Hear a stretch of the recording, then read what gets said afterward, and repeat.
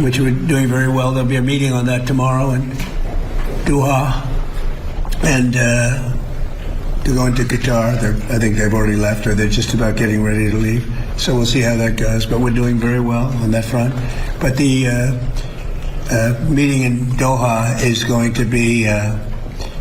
Pemirsa, Amerika mengklaim bahwa Iran meminta pertemuan di Qatar pada hari Selasa. Ya, pengumuman ini muncul setelah Iran mengadakan pembicaraan pertamanya dengan Oman mengenai pengelolaan Selat Hormuz.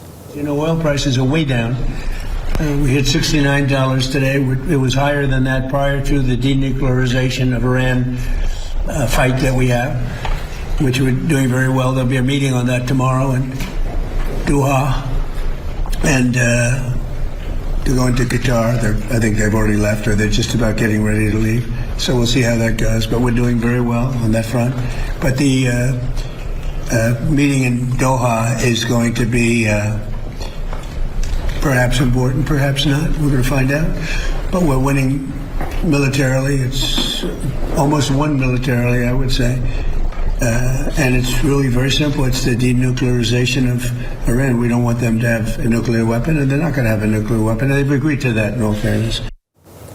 Pemirsa, persiapan dilakukan untuk upacara pemakaman pemimpin tertinggi Iran Ali Khamenei. Ya, rencananya upacara akan diadakan di sejumlah kota dalam waktu beberapa hari.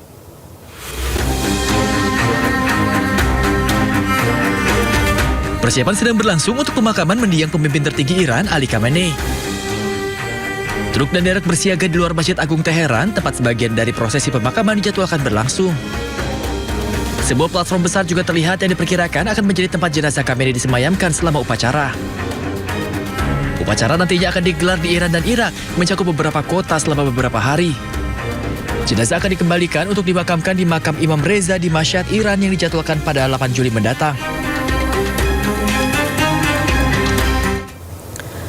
IDF mengklaim telah menutup terowongan bawah tanah Hamas menggunakan 30.000 meter kubik beton. Ya, infrastruktur tersebut dilaporkan membentang sepanjang 16 km di bawah permukiman di kota Rafah, Gaza.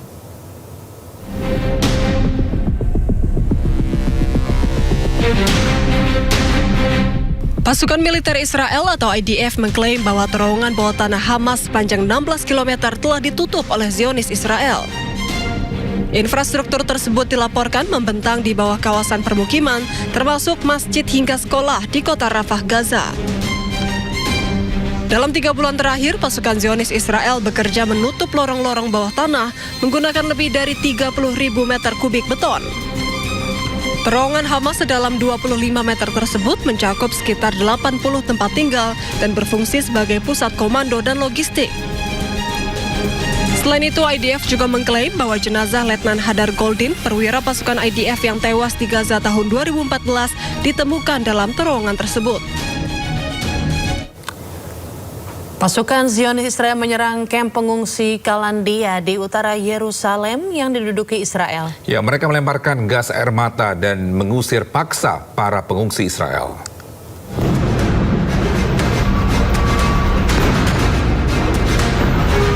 Kamp pengungsi Kalandia di Yerusalem diserang oleh pasukan Zionis Israel. Kamp yang menjadi tempat pengungsian warga Palestina ini diserbu Israel dengan ledakan gas air mata hingga pengusiran paksa. Tentara Israel terlihat membawa mobil militer ke kamp dan menyerang para pengungsi. Hingga kini belum diketahui dampak dari serangan tersebut maupun korban jiwa atau luka-luka. Usai hancur diserang Israel, kota Frown kembali dihuni oleh warga. Ya, tindakan tersebut sekaligus menjadi penolakan warga atas klaim Israel yang mengatakan bahwa kota Frown ini berada di bawah kendali Israel.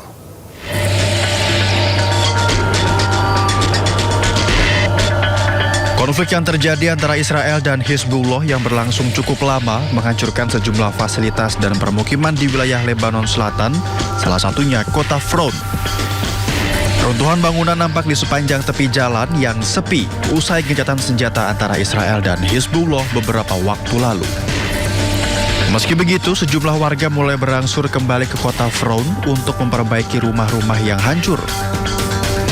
Wali Kota Fraun, Hasan Bazi, mengatakan bahwa warga telah memperbaiki 40 hingga 50 rumah dan untuk warga yang tidak mampu merenovasi rumah akan tinggal sementara di setiap sekolah yang dijadikan pengungsian. Ia juga menegaskan bahwa tentara Lebanon tidak meninggalkan kota Fraun. وإلى أزقتها وبعدها طلبنا من الأهالي الرجوع إليها لاحتضان ترابها وأرضها ومنازلها وأكيد الأهالي لبوا هذا النداء ورجعوا على بلدهم تفقدوا أرزاقهم وتفقدوا منازلهم. Sementara itu, Perdana Menteri Israel Benjamin Netanyahu mengatakan bahwa pasukan Israel akan menarik diri dari 2 zona, yakni desa Wezautar dan Fraun. Penarikan pasukan Israel merupakan permintaan dari Lebanon yang hingga saat ini belum juga dilakukan. Atap sebuah bangunan pusat bimbingan belajar di Lahore, Pakistan runtuh. Ya, akibatnya 14 anak meninggal dunia. Sebuah tragedi kemanusiaan memilukan melanda wilayah Kahna di kota Lahore setelah atap sebuah pusat bimbingan belajar runtuh seketika dan menewaskan 14 anak-anak. Insiden maut ini terjadi saat 35 siswa tengah mengikuti kegiatan belajar di lantai dasar tepat di bawah proyek renovasi lantai atas yang sedang berjalan.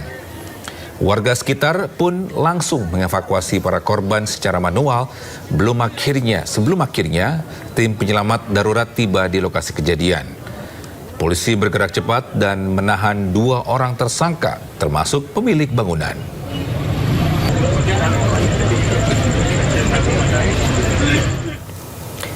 Operasi pencarian dan penyelamatan di pusat kota Athena setelah sebuah blok apartemen 4 lantai runtuh. Ya, pencarian dilakukan di antara reruntuhan dan tim darurat mengamankan jalan sementara warga berkumpul di dekatnya. Pihak berwenang kemudian mengkonfirmasi bahwa 4 warga yang awalnya dikhawatirkan terjebak telah ditemukan dalam keadaan selamat. Dinas Pemadam Kebakaran Yunani dilaporkan mengirimkan 30 petugas pemadam kebakaran dan 8 mobil pemadam kebakaran dan 2 anjing pelacak ke lokasi kejadian. Sementara pasokan gas dan listrik diputus sebagai tindakan pencegahan. Pihak berwenang mengatakan sebuah bangunan 2 lantai di sebelahnya sedang dihancurkan untuk memberi jalan bagi blok hunian 5 lantai baru dengan ruang bawah tanah dan ketika gedung apartemen tersebut runtuh. Penyebab pasti kejadian tersebut masih dalam penyelidikan.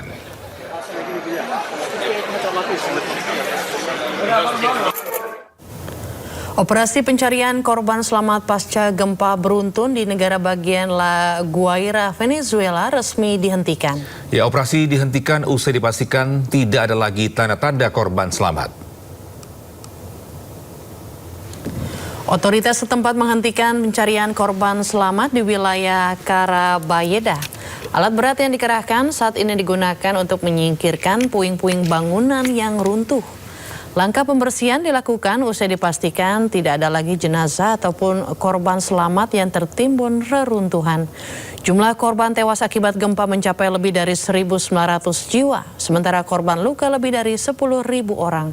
Pemerintah juga mencatat 81.000 orang hilang dan baru 15.000 diantaranya yang berhasil diidentifikasi.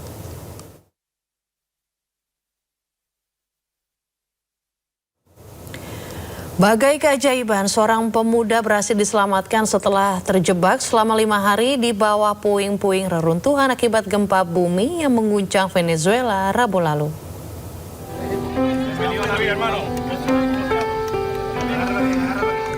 Seorang pemuda berusia 21 tahun bernama Aaron Levi Cantilo Vargas berhasil diselamatkan hidup-hidup setelah terjebak selama 5 hari di bawah runtuhan bangunan yang roboh akibat gempa bumi yang mengguncang negara bagian La Guaira, Venezuela pada 24 Juni lalu. Korban berhasil dikeluarkan dari gedung OPP 25 di sektor Tanah Guarena oleh tim penyelamat gabungan dari El Salvador, Meksiko, dan Venezuela. Karena sulitnya proses evakuasi, tim medis harus memberikan cairan kepada Vargas, sementara tim berusaha menjangkaunya.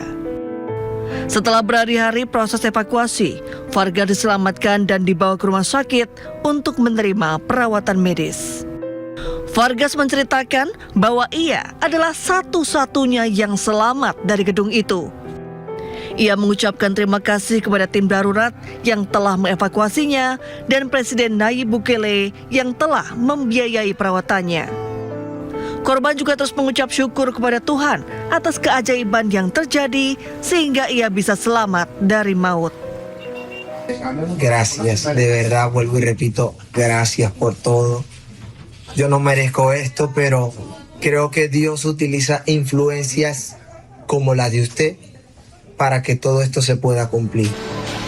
Menurut data hari Senin, jumlah korban tewas akibat gempa bumi telah mencapai 1.719 orang dan 5.000 orang terluka.